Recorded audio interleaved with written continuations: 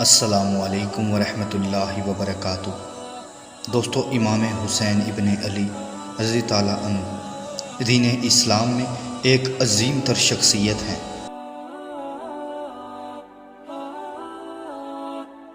حضرت امام حسین رضی اللہ عنہ کی پیدائش کے متعلق مختلف اقوال ملتے ہیں، اور جو مشہور ہے وہ یہ کہ ہجرت کے چوتھے سال 3 شعبان کو مدینہ منورہ میں آپ پیدا ہوئے۔ حضرت امام حسین رضی اللہ عنہ کو حضرت محمد صلی اللہ علیہ وآلہ وسلم کے پاس لے جایا گیا۔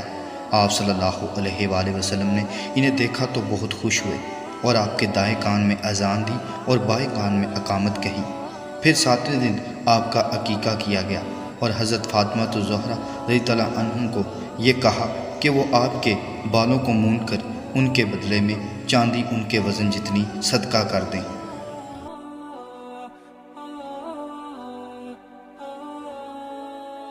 حضرت علی رضی اللہ عنہ فرماتے ہیں کہ جب حضرت حسن رضی اللہ عنہ پیدا ہوئے تو ان کا نام میں نے اپنے چچا حضرت حمزہ کی نسبت سے رکھا، اور جب حضرت حسین رضی اللہ عنہ پیدا ہوئے تو ان کا بھی دوسرے چچا حضرت جعفر رضی اللہ عنہ کی نسبت سے رکھا۔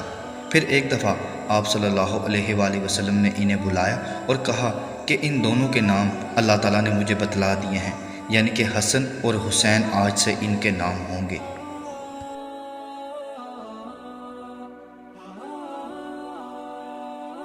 دوستو، امام حسین سید الشہداء اور جو کہ نواسہ رسول ہیں، ان کی فضیلت میں بھی بہت سی احادیث ہیں۔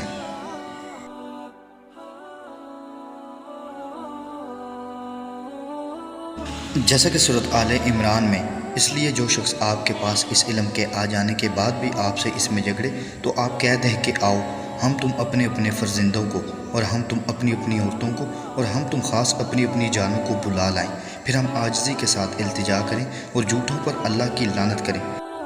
یہ آیت اس موقع پر اتری جب آپ صلی اللہ علیہ وآلہ وسلم کا سامنا نجران کے عیسائیوں کے ساتھ ہوا، تب وہ اس بات پر بالکل بھی نہیں حق کو مان رہے تھے۔ تو پھر اللہ تعالیٰ نے سورۃ آل عمران میں یہ آیت نازل کی کہ وہ بھی اپنی عورتوں اور بچوں کو لے آئیں، جس کا ذکر صحیح مسلم کی احادیث میں بھی ہمیں ملتا ہے۔ اور آپ صلی اللہ علیہ وآلہ وسلم نے اس موقع پر حضرت علی، حضرت فاطمہ، حضرت حسن اور حضرت حسین رضی اللہ عنہ کو بلایا اور کہا کہ اے اللہ، یہ میرے گھر والے ہیں، یعنی کہ اہل البیت۔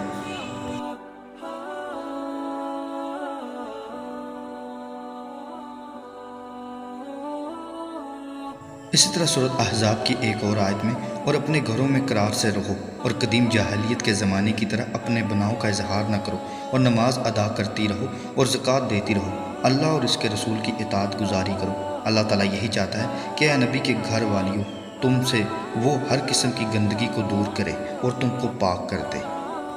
اس آیت کے متعلق بھی ہمیں صحیح مسلم کی احادیث سے یہ پتہ چلتا ہے کہ آپ صلی اللہ علیہ وآلہ وسلم نے ایک مرتبہ سرخ کجاوے کی ایک نقوش والی کالی اون کی ایک موٹی چادر پہنی ہوئی تھی۔ حضرت حسن رضی اللہ عنہ آئے تو آپ نے انہیں چادر کے اندر لے لیا، پھر حضرت حسین کو بھی اور پھر حضرت فاطمہ اور حضرت علی رضی اللہ عنہ کو بھی آپ نے اس چادر کے اندر لے لیا، اور پھر فرمایا، اور یہی سورۃ احزاب کی آیت پڑھی کہ اللہ چاہتا ہے کہ ہر قسم کی ناشایان بات کو تم سے دور رکھے اے گھر والوں، اور تمہیں اچھی طرح سے پاک کر دے۔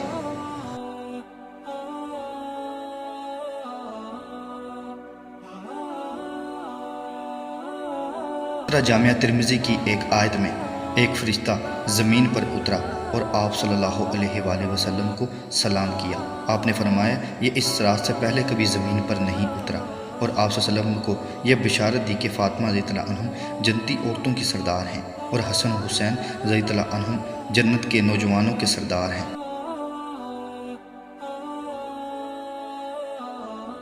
اسی طرح جامعہ ترمذی کی ایک اور حدیث میں آپ صلی اللہ علیہ وآلہ وسلم نے فرمایا، یہ دونوں میرے بیٹے اور میرے نواسے ہیں، اللہ میں ان دونوں سے محبت کرتا ہوں، تو بھی ان سے محبت کر اور اس سے بھی محبت کر جو ان سے محبت کرے۔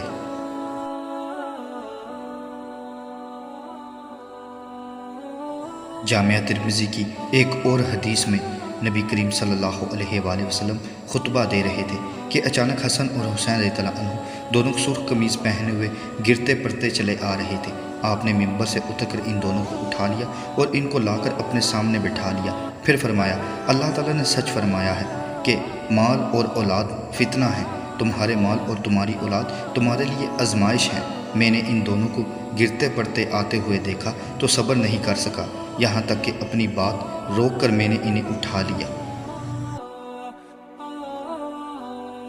اسی طرح ایک اور حدیث میں آپ صلی اللہ علیہ وآلہ وسلم نے فرمایا، حسین مجھ سے ہے اور میں حسین سے ہوں۔ اللہ اس شخص سے محبت کرتا ہے جو حسین سے محبت کرتا ہے۔ اسی طرح سے بخاری کی حدیث میں حضرت ابو بکر رضی اللہ عنہ نے فرمایا کہ نبی کریم صلی اللہ علیہ وآلہ وسلم کی خوشی کو آپ کے اہل بیت کی محبت اور خدمت کے ذریعے تلاش کرو۔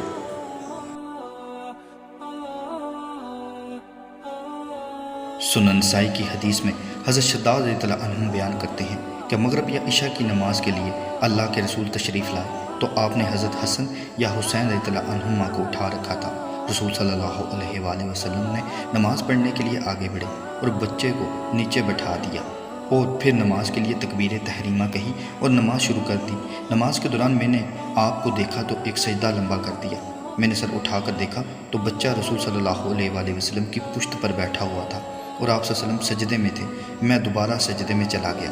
جب رسول صلی اللہ علیہ وآلہ وسلم نے نماز پوری فرمائی تو لوگوں نے گزارش کی، اللہ کے رسول، آپ نے نماز کے دوران میں ایک سجدہ اس قدر لمبا کیا کہ ہم نے سمجھا کہ کوئی حادثہ ہو گیا ہے یا آپ کو وحی آنے لگی ہے۔ آپ صلی اللہ علیہ وسلم نے فرمایا، ایسا کچھ بھی نہیں ہوا، بلکہ میرا بیٹا میری پشت پر سوار ہو گیا تو میں نے خود پسند نہ کیا کہ اسے جلدی میں فوراً اتار دوں حتیٰ کہ وہ اپنا دل خوش کر لے۔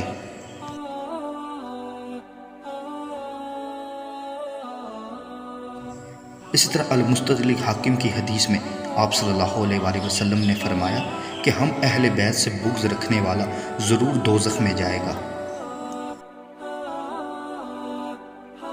اسی طرح المستدرک حاکم کی حدیث میں نبی کریم صلی اللہ علیہ وآلہ وسلم نے فرمایا کہ اگر کوئی شخص مقام ابراہیم اور حجر اسود کے درمیان ساری زندگی نمازیں پڑھے اور روزے رکھے اور اسی حالت میں فوت ہو جائے لیکن وہ محمد صلی اللہ علیہ وسلم کے اہل بیت سے بغض رکھتا ہو تو وہ ضرور دوزخی ہے۔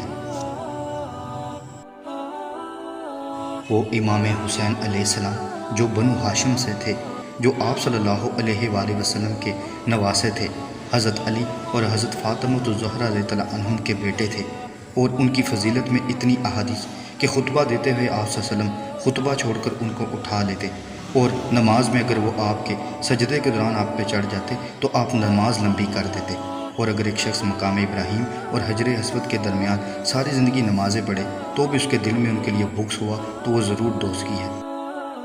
افسوس یہ تمام تر احادیثیں اس دور میں بھی جاننے کے باوجود حضرت امام حسین رضی اللہ عنہ اور اسی طرح ان کے والد حضرت علی اور حضرت حسن کو بھی شہید کر دیا گیا، اور امام حسین رضی اللہ عنہ کو کربلا میں ان کے بیٹوں، جن میں حضرت علی رضی اللہ عنہ کے بھی تقریباً 18 بیٹے تھے، اور ان کے ساتھیوں کو بے دردی کے ساتھ شہید کر دیا گیا۔ اللہ تعالیٰ کی ان تمام پر لعنت ہو، تمام فرشتوں کی لعنت اور تمام لعنت کرنے والوں کی لعنت ہو جنہوں نے اتنا بڑا ظلم کیا۔ اللہ تعالیٰ سے دعا ہے کہ وہ ہمیں اہل البیت کی محبت عطا کرے۔ اللہ تعالیٰ سے دعا ہے کہ وہ ہمیں ان عظیم تر ہستیوں کی نقش قدم پر چلنے کی توفیق عطا کرے۔ اللہ تعالیٰ سے دعا ہے کہ وہ جنت الفردوس میں ان عظیم تر ہستیوں کا ہمیں پڑوس عطا کرے۔ اللہ تعالیٰ سے دعا ہے کہ وہ ہمیں اپنے دین کو سمجھنے، اس پر عمل کرنے اور دوسروں تک پہنچانے اور حق بات کہنے کی توفیق عطا کرے۔ السلام علیکم ورحمۃ اللہ۔